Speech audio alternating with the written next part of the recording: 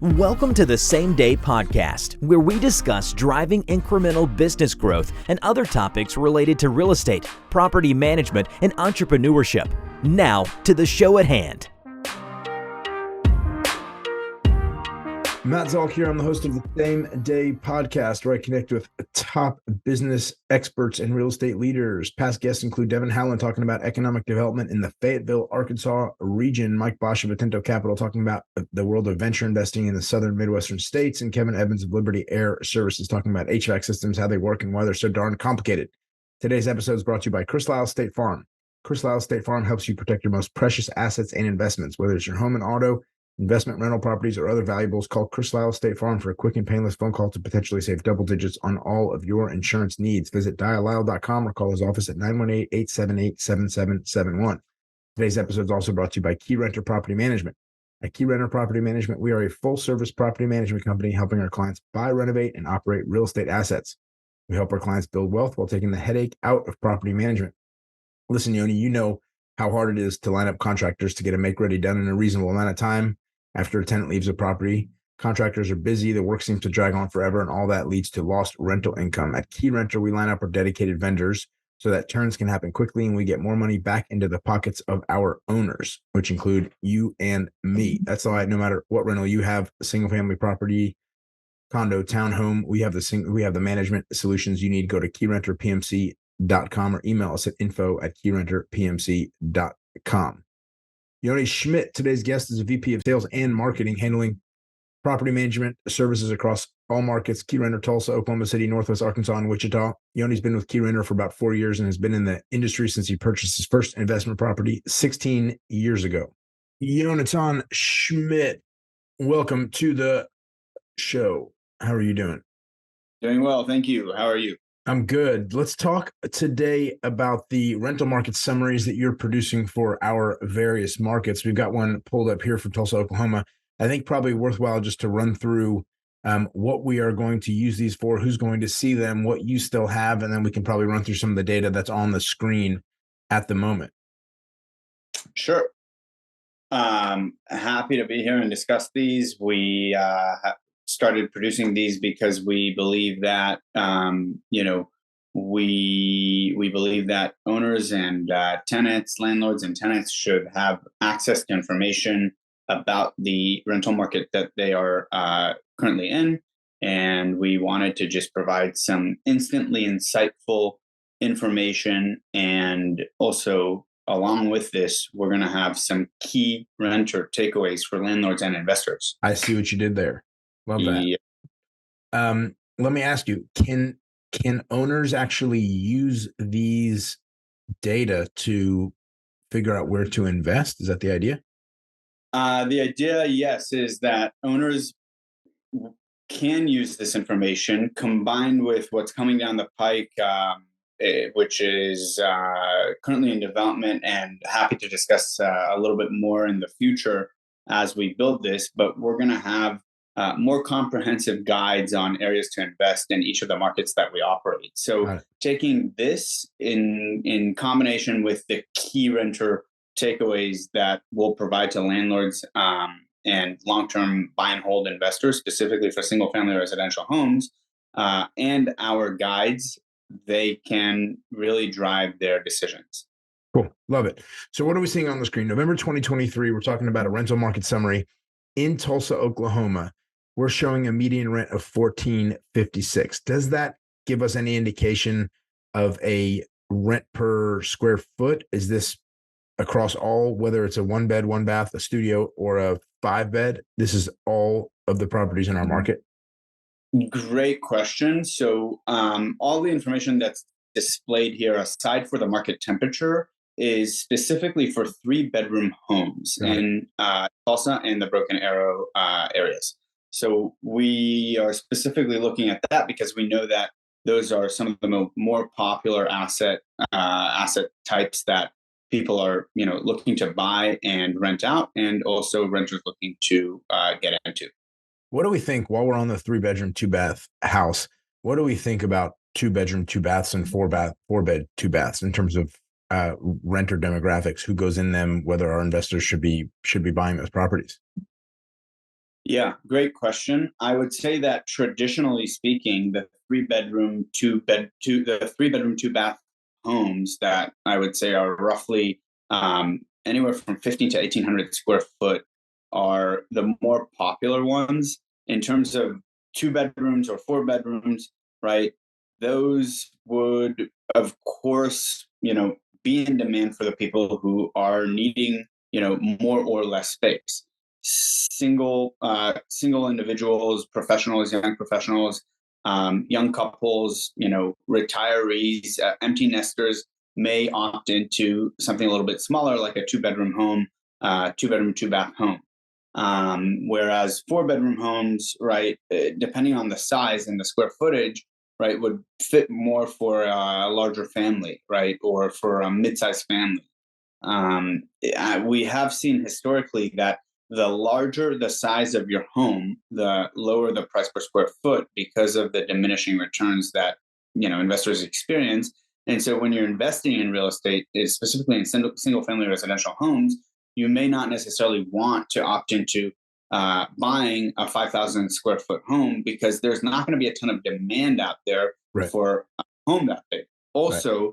Tenants have to take into consideration the fact that there's a lot of upkeep there, right? You have utilities and heating and air and gas and water.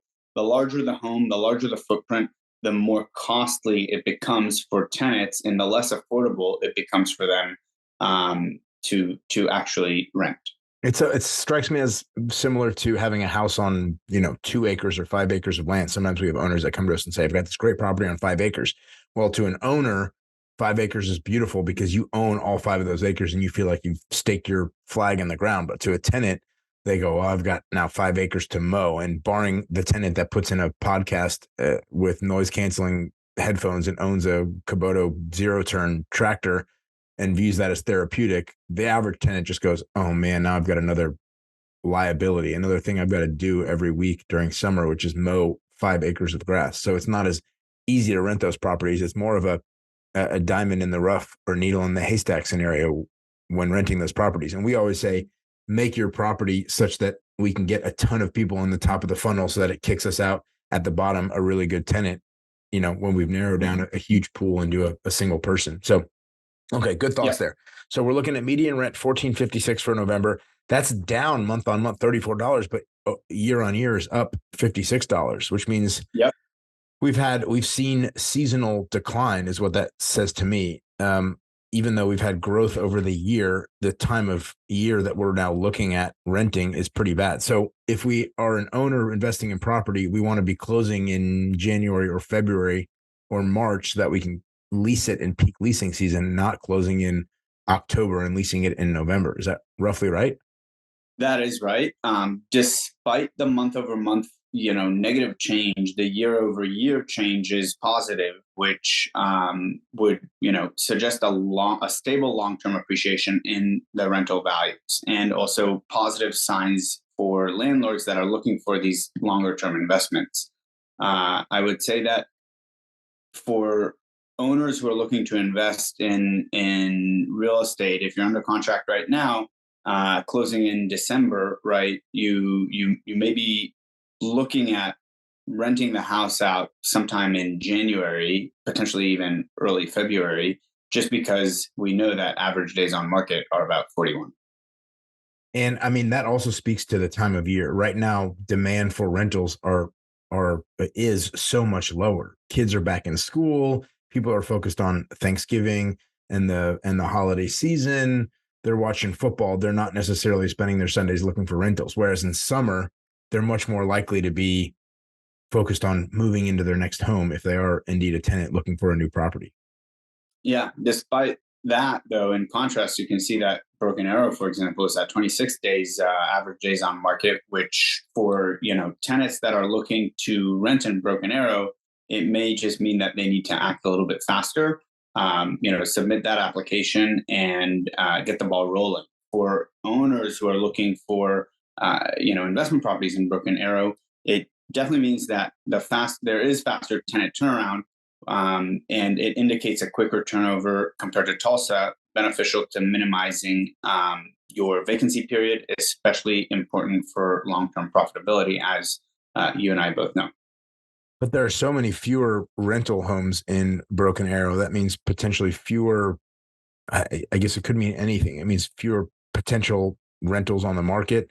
It could mean more rentals on the market, though lower vacancy of those rentals, particularly in the season. So I guess it could tell us anything. But do you see a significant difference in the price of owning a rental in Broken Arrow vis-a-vis Tulsa?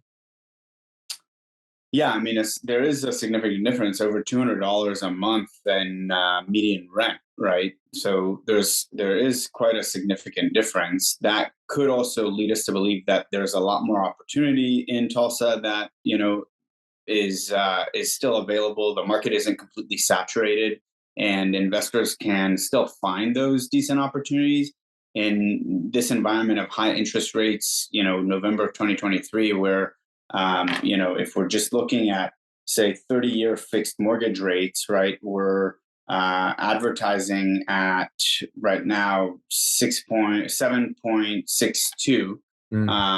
So, as an investor, you're probably paying a basis point over that, 8.5%, 8.75% for an investment property. It makes it a lot harder to operate. Yeah, the question is whether you just take this rate and potentially don't cash flow for a few years and then refinance in the future at some point. And maybe it even makes sense to do a commercial loan instead of a 30-year fixed federally backed loan, and then refinance into a federally backed loan at some point in the future as well. Yeah. Cool. Let's talk about market temperature. What does market temperature mean on this chart? What is it telling us? So the market temperature is basically based on,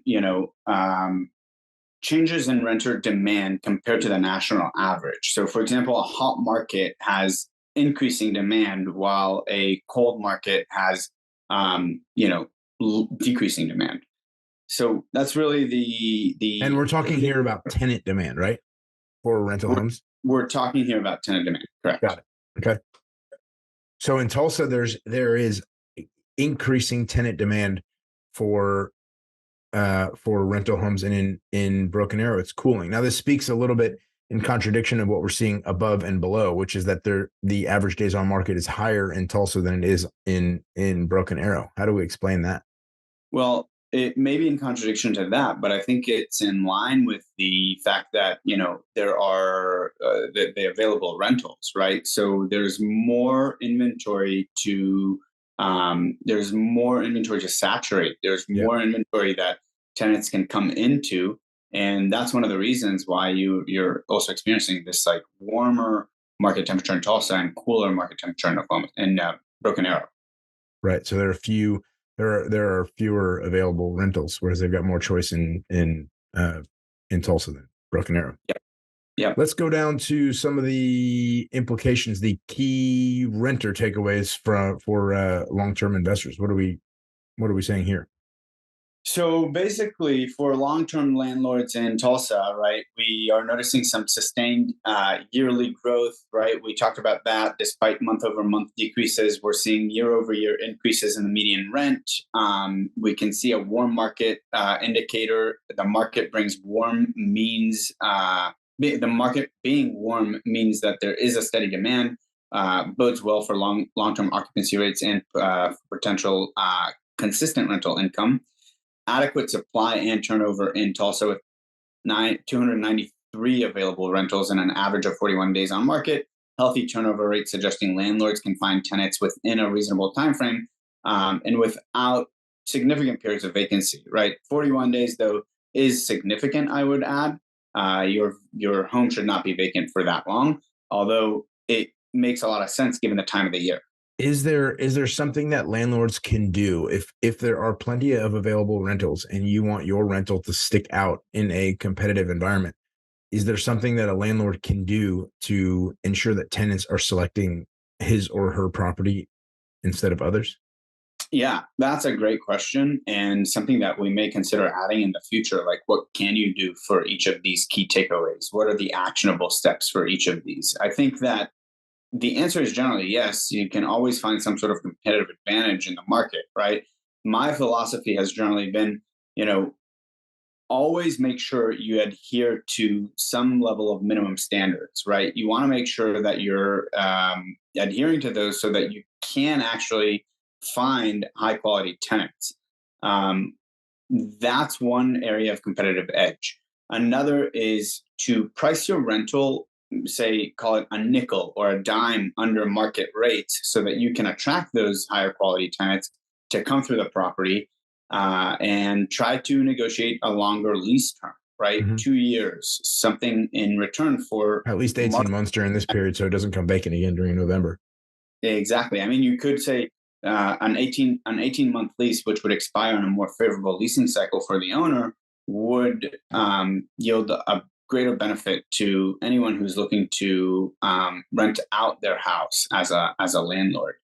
Other than that, of course, just like maintaining your property, communicating with prospects and your tenants regularly and quickly, being highly responsive and informative and transparent, sending them all the requested information, right?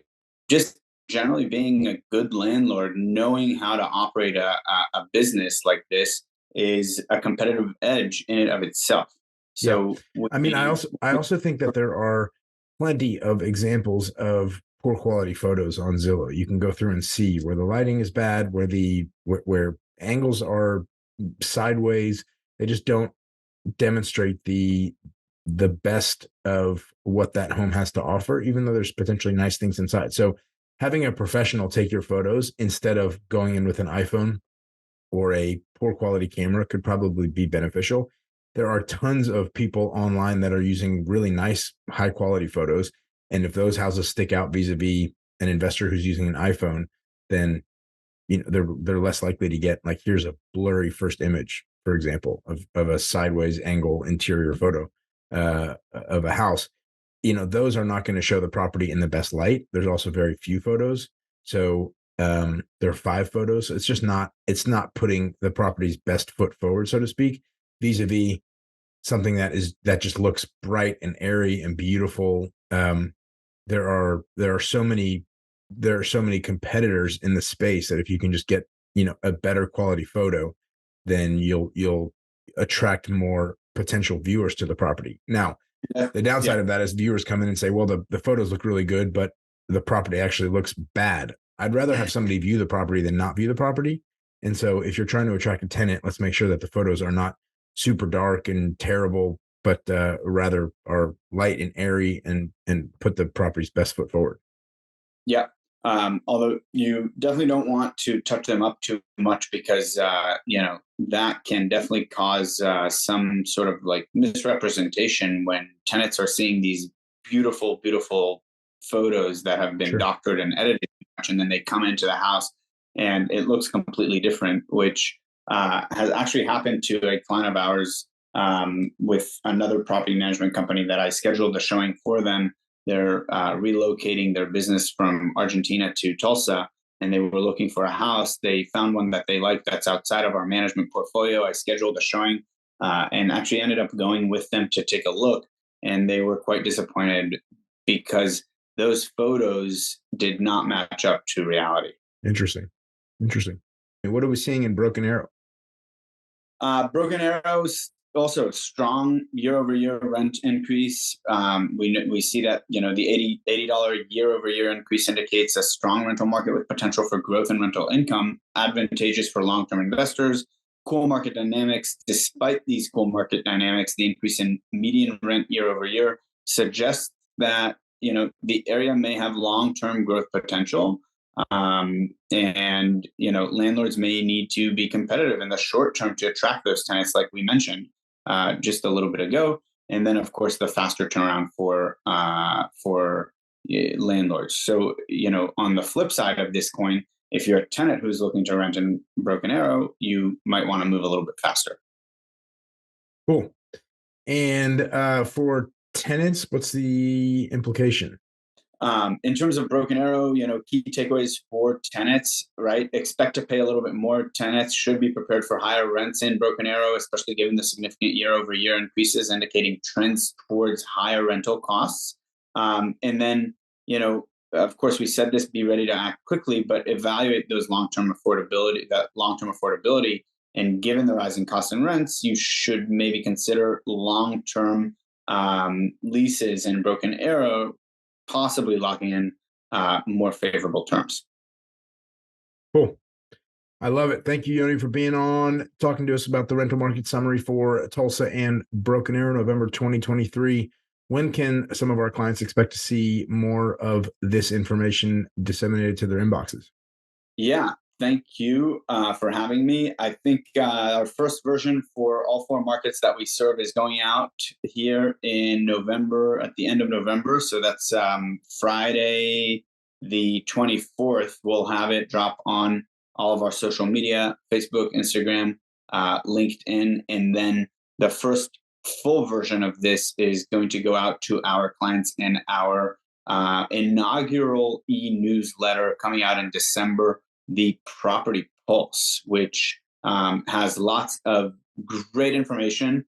It'll bring a ton of value to our clients, I hope, and a whole bunch of fun things that are going to come with the Property Pulse every month and for each of our markets. Awesome. Yonatan Schmidt is the head of marketing and sales for Keyrenter Property Management. Yoni, we appreciate you being on.